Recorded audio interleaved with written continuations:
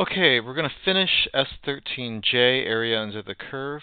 I was making my video earlier, I realized I had written something incorrectly, so I'm going to redo question number 3. So here I have y equals x minus 3, and so here my when x is 0, y is negative 3. And we've got a slope of 1. So if I keep going up, this line looks like that, right? I got a slope of 1, and my y-intercept is negative 3. Okay, that had been drawn correctly on the previous graph. The x squared minus 3x was not drawn correctly on the graph, so let's do that now. So x squared minus 3x, and the other one was x minus 3.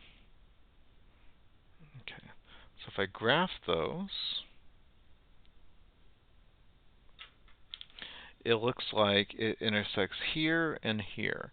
Now, if I want to see exactly on my table where they intersect, I can hit second graph, and I can see,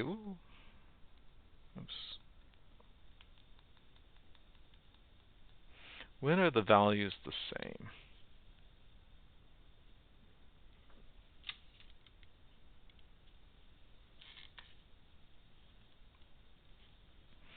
Okay. So when x is equal to 1,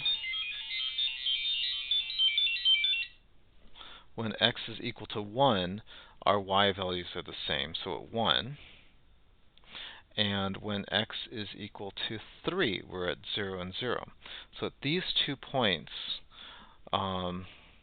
when x equals 1, we're both at negative 2, and when x is equal to 3, we're both at 0. So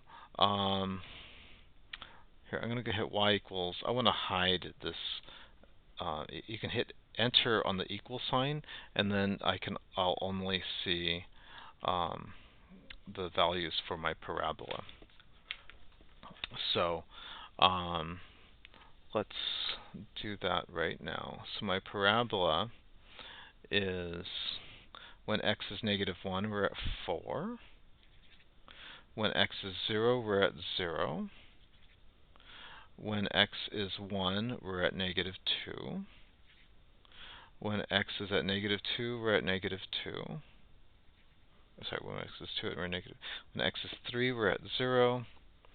And when x is 4, we're at 4. Okay, so there's my graph, and it's going to look something like this.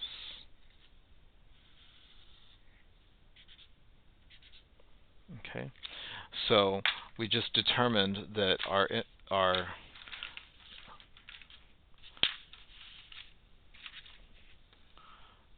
coordinates, so for B, our coordinates where the points meet is at 1, comma, negative 2, and at 3, comma, 0.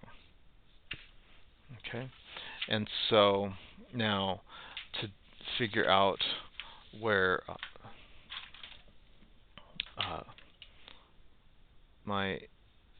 using calculus, my integral, so we start off at 1. My upper boundary is 3. The blue equation is on top, so we're going to do that one minus the pink equation. So we're going to do the blue equation, which is x minus 3, and then minus the pink equation, which is underneath, which is x squared minus 3x dx. And we had typed this into the calculator before, but before we type it into the calculator, let's simplify our equation here. So we've got negative x squared, and I have x minus negative 3x, which is going to give me negative 4x, and then negative 3, we just got negative 3 dx. Now, you could leave it like this, but you're better off putting parentheses like this. In college, they might say, hey, put the parentheses. So I just want to make sure you have it properly written, because it's all of the stuff integrating from with respect to dx. Okay, so then we type that into, or we type this function in here. So clear y equals, let's clear these equations here, negative x squared minus 4x minus 3, and that's going to give me the function of both of them together.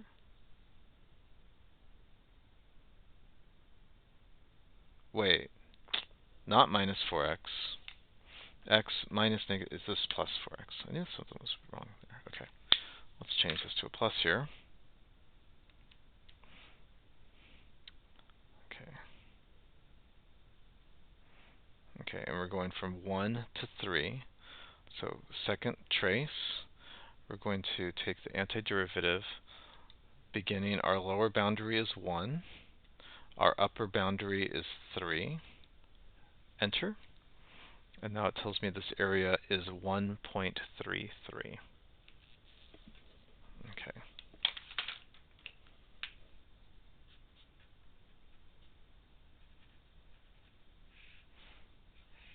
Okay. So there you have it.